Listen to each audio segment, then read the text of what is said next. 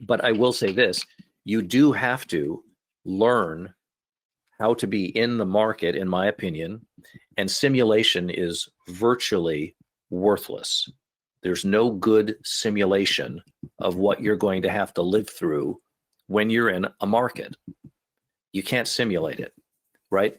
It has to be real. You can practice talking to the girl that's pretty, that's standing over there. You can practice talking to her all you want. But when you're at, that's very different. That's simulation than actually walking up and speaking with her.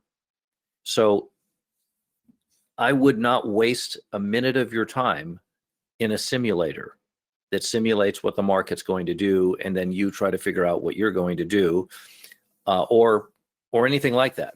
Because in reality, the skill set of making good decisions while you're in the market is too important and can't be simulated.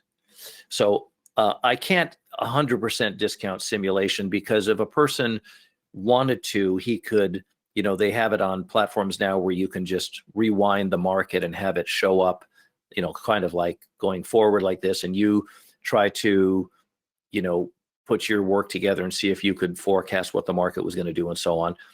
I suppose that has maybe a little bit of value, but so much of what you and I have to do in the markets has to do with being in them and making good decisions when we're in them.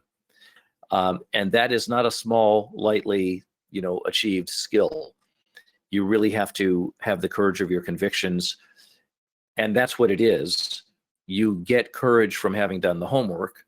And then when the market starts to show its hand, you end up saying, okay, this is time for me to get in.